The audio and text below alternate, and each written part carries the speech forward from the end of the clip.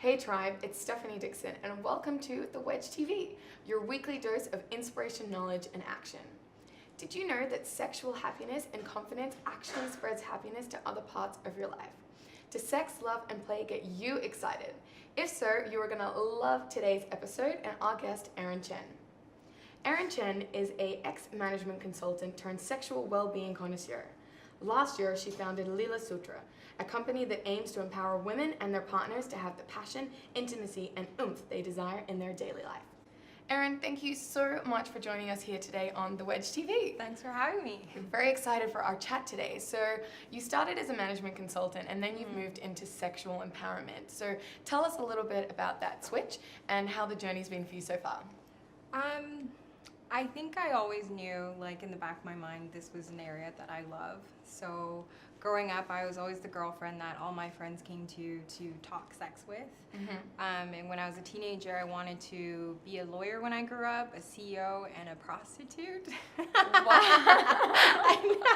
Clearly, I did not know like the impact of being paid for sex and what that meant. But I think I knew like sex was a really important part of life. So important to being human. And I was just like, wow, someone gets paid to be part of that, all day.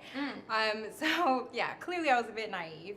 But long story short, even though I studied business, psychology, human sexuality was my favorite course, and I think after 9 years in consulting, I loved it, but I was just really looking for something that was meaningful and fulfilling.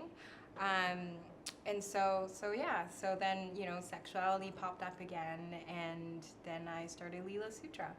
Yeah, so I'd love to hear a little bit more about Lila Sutra. What does it mean? What do you do, and how do you do it? Okay, so Lila in Sanskrit means love and play.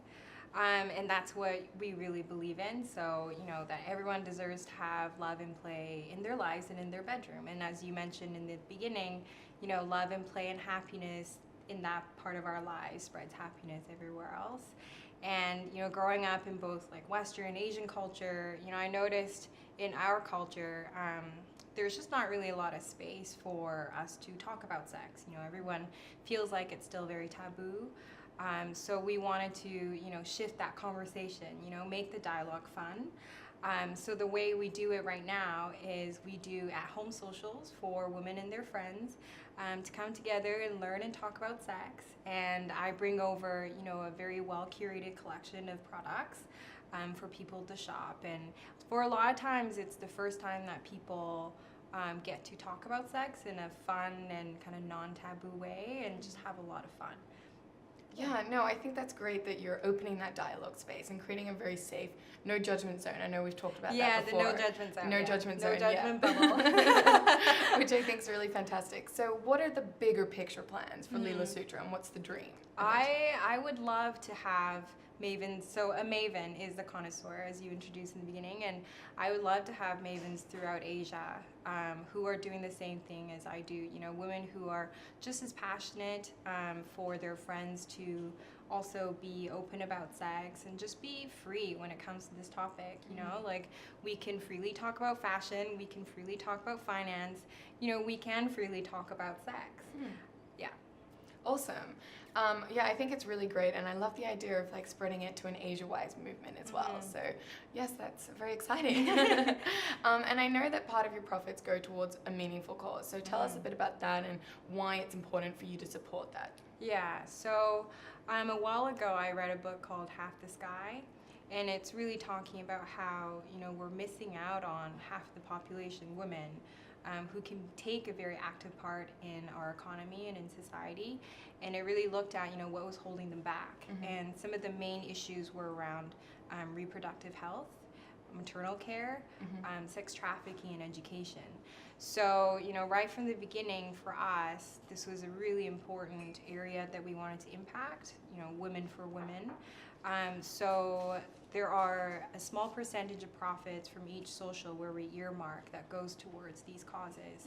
So for example, it takes only 3 American cents to have a hygiene kit for a young girl in Africa for a day. And so when they get their periods, they don't go to school, and then they fall behind, and then they ended up not getting an education. So just small actions like that really makes a difference, and it was a conscious decision from the beginning to really incorporate that into what we do. Yeah, I love that, and it's just so interesting to find out that we can support so easily with just a little bit of donation. 3 cents. Yeah. Yeah. So I know that sex can be quite an awkward topic. So what are some of the main misconceptions that people would have that they come and speak to you about? I think whenever I share what I do, one of the biggest questions I get is, how do other people feel about it? So most of the time people are actually quite curious and quite open, like one-on-one. But then they're like, so isn't it taboo for everyone else? So I find it interesting because most people are actually okay. It's this perception that it's taboo and no one wants to talk about it. So I find that really interesting that it exists, yet we all think it's not us, it's other people. Yeah. And I'd love to talk a little bit about this idea of, am I normal? Is this normal? Because we talked about that as well. So yeah, it's a really common thing that I've been observing in all the socials with, women from all age groups. Doesn't matter what culture you're from, American, French, Indian, Chinese, Singaporean. There's this underlying question like, is this right? Am I normal? And it comes in different forms, It's usually like a judgment on how things are going, which is quite human nature. But it really holds people back. And part of the social experience is for people to see like, oh, actually she has the same questions as I do, or she has the same experience, and it's all good. It's all, it's all normal. Yeah. Yeah, no, I think that's really great that it is normal and that people do have the same questions, and just like understanding that I think makes it much easier to cope, I think, for a lot of people. Totally. And just like owning it, you know, like it's like I always compare it to food. So if you want to try sushi, try sushi. You don't like sushi, that's okay. Like, you might try later on. Like, too spicy, that's okay too. It's all good, it's all normal. Yeah, no, I love that analogy. That's really fun. So what are some of the obstacles or kind of some of the blocks that are sort of holding people back, maybe? Yeah, some of the most common not so obvious ones. Yes.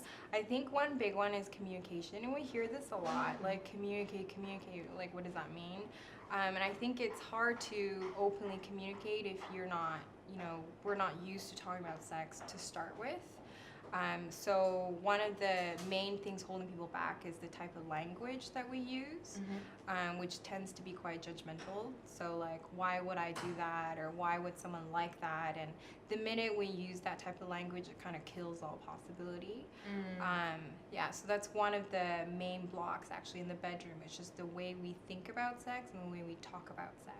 Okay. Yeah, that's interesting. So people need to just be a little less judgmental and a little more open, I think, with the language they're using, not closing off, right? Yeah, that's not kind of like just shutting it down. And okay. Yeah. And for someone that maybe wants a little more confidence in the bedroom, what kind of advice would you be able to give them? I would say, well, if anything is painful or uncomfortable, so not like pain in a good way, because there is good pain. Because there is good pain, and some people like that, and that's cool. But if it's anything, our bodies are quite intuitive. So if there's anything that you feel like is actually wrong or painful, you should definitely just go see a doctor and get it done and dealt with. Everything else, I think, it takes a real like honesty and courage to have a look at why it is that you're not confident. So really being honest with yourself and what it is that you don't like about your body or what it is that you don't like about your partner is the first step to like just acknowledging that is the first step to accepting that and embracing that. And then we'll talk a bit about what actions we can take in the challenge. So I'd love to end with your final wedge of wisdom. Maybe you can share with everybody. Okay. I think my favorite line of wisdom is life is now.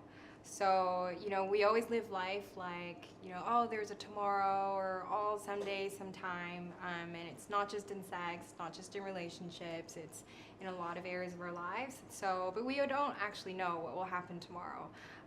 So, live life now in the moment and do all the things you want to do now, and not worry so much about, the future.